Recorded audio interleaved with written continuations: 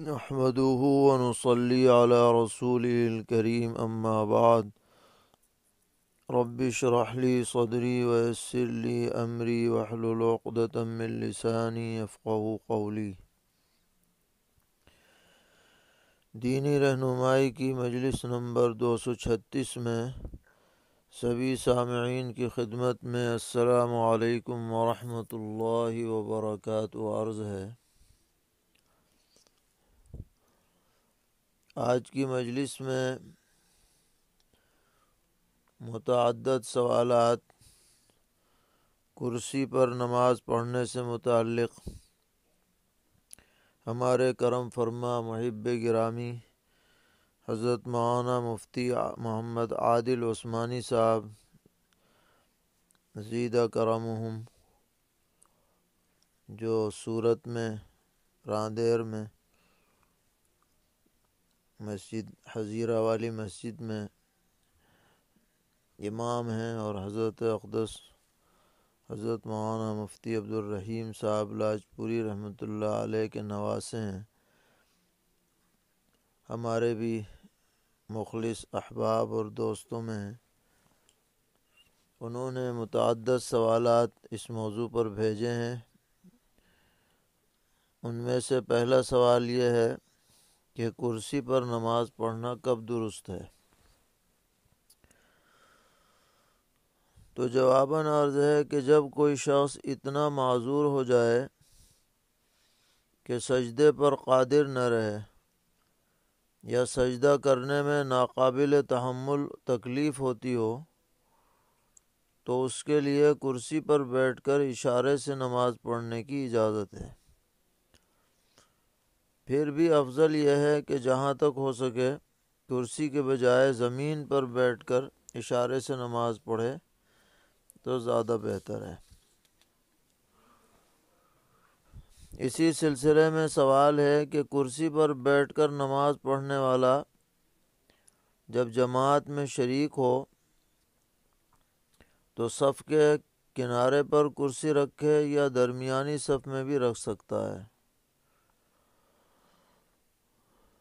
جواباً عرض ہے کہ ویسے تو جہاں تک سب پہنچ گئی ہو وہیں پر کرسی پر نماز پڑھی جا سکتی ہے، لیکن بہتر یہ ہے کہ کنارے پر نماز پڑھے تاکہ ظاہری طور پر بھی صف میں انقطاع محسوس نہ ہو۔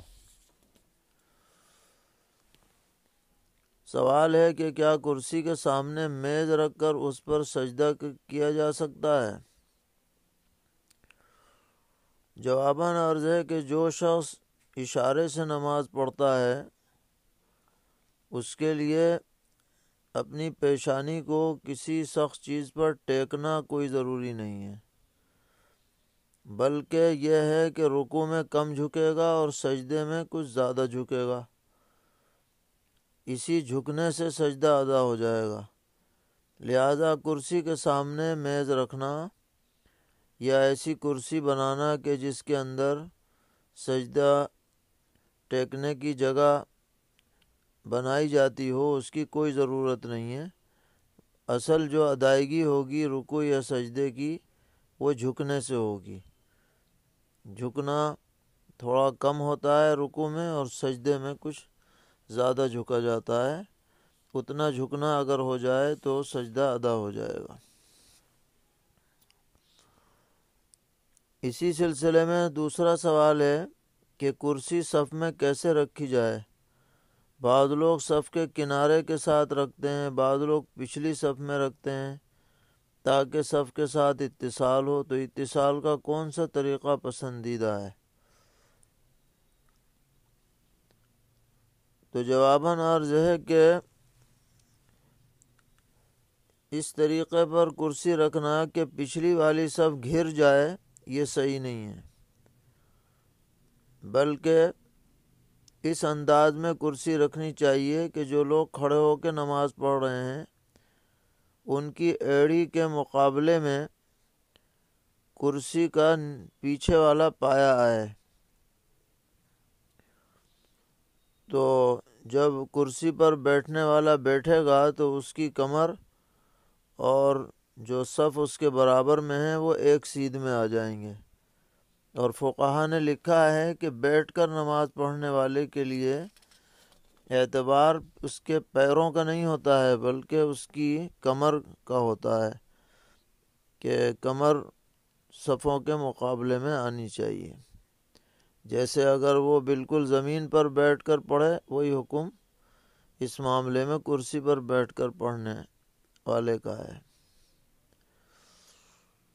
سوال ہے کہ کرسی پر بیٹھ کر نماز پڑھنے والا سجدہ کیسے کرے؟ کیا سجدے کے لیے فقط جھکنا کافی ہے اور ہاتھ اپنی ران پر رکھے رہیں؟ بعض لوگ آگے ہاتھ پھیلاتے ہیں اس کے بعد جھکتے ہیں، تو کیا ایسا کرنا ضروری ہے؟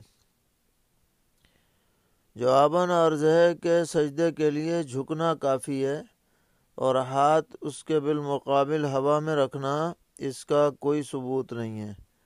ہاتھ اپنی جگہ پر رہیں بلکہ بس جھک لیا جائے، جتنا رکوع میں ہوتا ہے اس سے زیادہ سجدے میں جھکیں۔ پوچھ رہے ہیں اگر کوئی شخص رکوع سجدے پر تو قادر ہو مگر قیام پر قادر نہ ہو تو اس کے لیے کیا طریقہ ہے؟ جواباً عرض ہے کہ ایسا شخص زمین پر جس طرح بھی ہو بیٹھ کر رکوع سجدے کے ساتھ نماز پڑھے گا۔ اس کے لیے اشارے سے نماز پڑھنا یا کرسی پر بیٹھ کر نماز پڑھنا صحیح نہیں ہے۔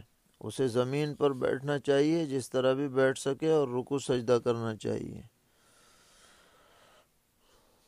سوال ہے کہ اگر کوئی شخص قیام پر تو قادر ہو مگر رکوع سجدے پر قادر نہ ہو تو اس کے لیے بہتر طریقہ کیا ہے؟ وہ بیٹھ کر نماز پڑھے یا جس قدر قدرت ہو وہ قیام کرے؟ جواباً عرض ہے کہ اس بارے میں اکثر فقہی عبارات سے تو یہی معلوم ہوتا ہے کہ جو شخص سجدے پر قادر نہ ہو اس سے قیام کا حکم ساقط ہے اور اسے پوری نماز بیٹھ کر اشارے سے پڑھنی چاہیے۔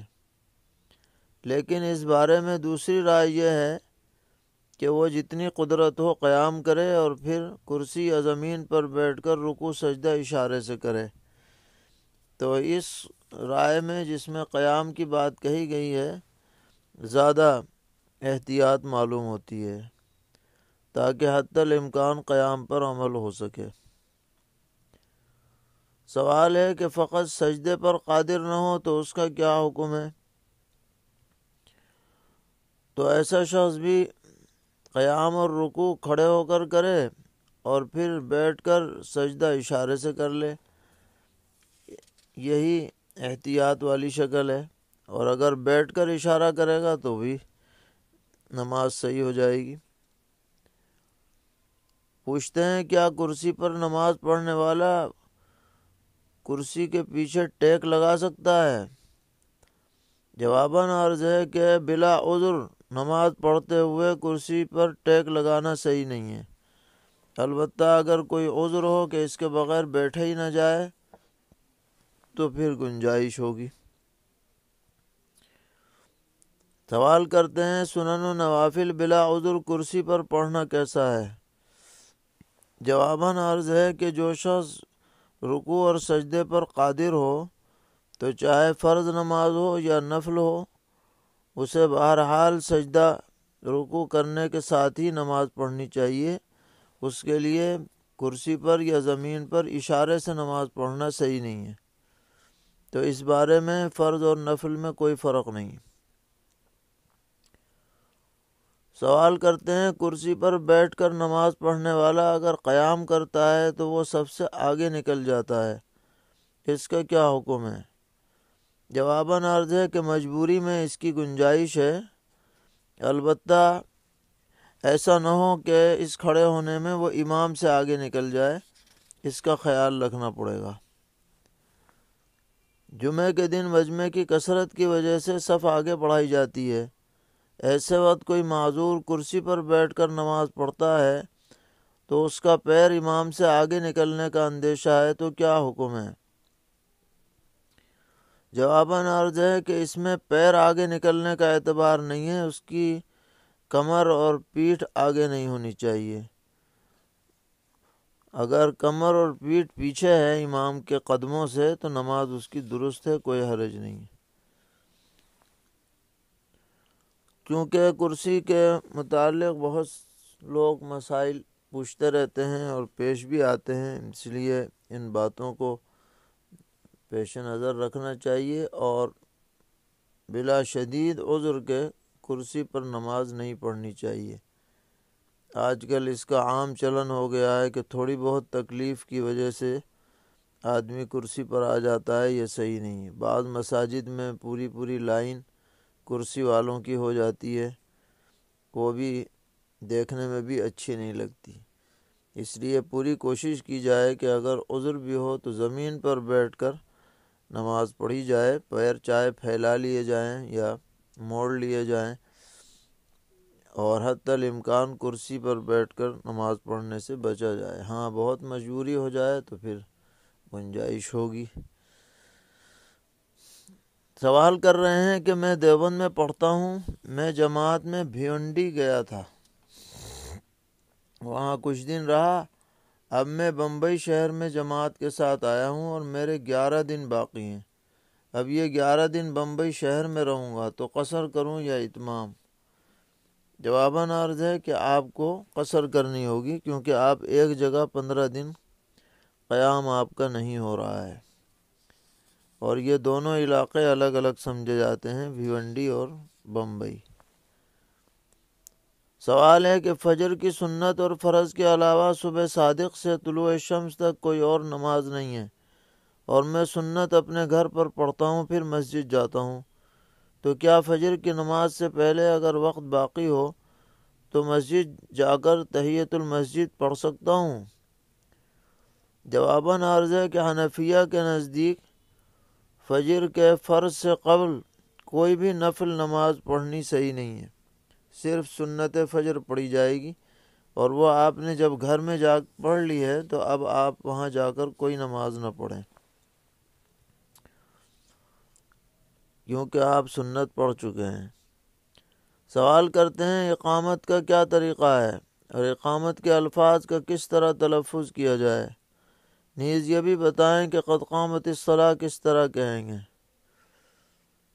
جواباً عرض ہے کہ اقامت میں دو کلمات ایک سانس میں پڑھے جائیں، اللہ اکبر اللہ اکبر، اللہ اکبر اللہ اکبر، اشہد ان لا الہ الا اللہ، اشہد ان لا الہ الا اللہ، اور ہر کلمے پر جزم پڑھا جائے، کوئی اعراب ظاہر نہ کیا جائے، یعنی حی علی الصلاۃ حی علی الصلاۃ نہ پڑھیں، بلکہ حی علی الصلاۃ حی علی الصلاۃ اس طرح پڑھیں، اور ایک سانس میں پڑھیں۔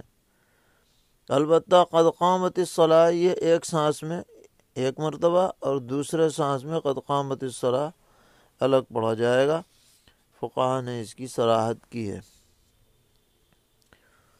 سوال ہے کہ حضور اکرم علیہ الصلاۃ والسلام کا دنیا میں کوئی استاد نہیں، یہ تو بالکل واضح ہے، لیکن اگر کوئی یہ کہے کہ پیغمبر علیہ السلام کے استاد حضرت جبرائیل علیہ السلام ہیں تو یہ کہنا صحیح ہے یا نہیں؟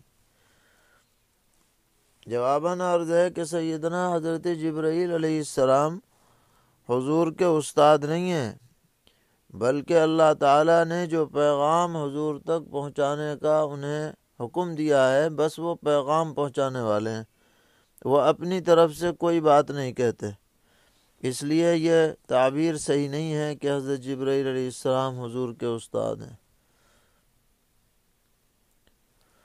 سوال ہے کسی کے انتقال ہونے پر تیسرے یا چوتھے دن اجتماعی قرآن خوانی کرنی درست ہے یا نہیں، اور یہ بھی بتائیے کہ اگر کوئی چوتھے یا 15ویں یا 40ویں دن کھانا وغیرہ تیار کر کے کھلائے تو یہ جائز ہے یا نہیں؟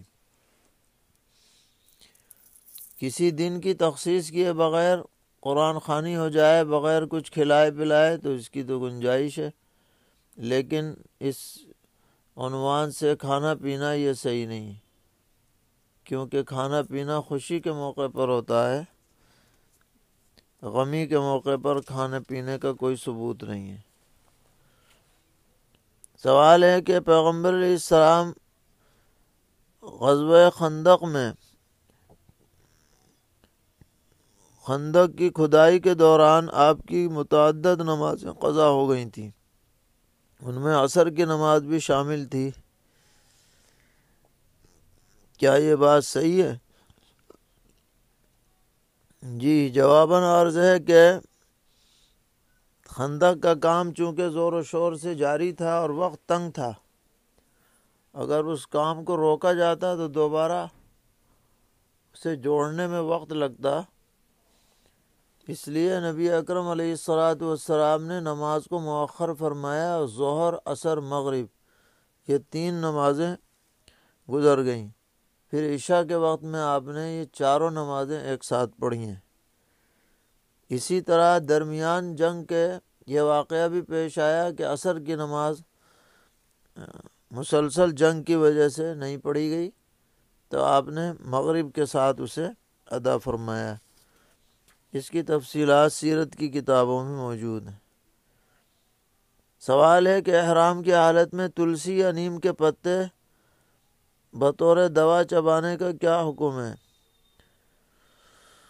جواباً عرض ہے کہ تلسی تو خوشبودار پتا سمجھا جاتا ہے، لہذا اس کے چبانے سے جنایت لازم ہوگی، البتہ نیم کا پتا اس کے چبانے سے کچھ لازم نہیں۔ پوچھتے ہیں کیا احرام کی حالت میں درد کی وجہ سے اورنج کلر کی پٹی باندھی جاتی ہے، کیا وہ باندھ سکتے ہیں؟ جواباً عرض ہے کہ جی ہاں، باندھ سکتے ہیں، اس میں کوئی حرج نہیں ہے۔ سوال ہے کہ 52.5 تولہ چاندی کی قیمت آج کل کے نوٹ کے حساب سے کتنی بنتی ہے؟ جواباً عرض ہے کہ 52.5 تولہ چاندی کی مقدار 1 کلو 531 گرام چاندی بیٹھتی ہے، جس کا آج کل کے حساب سے اگر روپے میں اندازہ لگایا جائے تو تقریباً 1 لاکھ روپیہ بیٹھ رہا ہے۔ مہر فاطمی کی یہی مقدار بیٹھ رہی ہے آج کل۔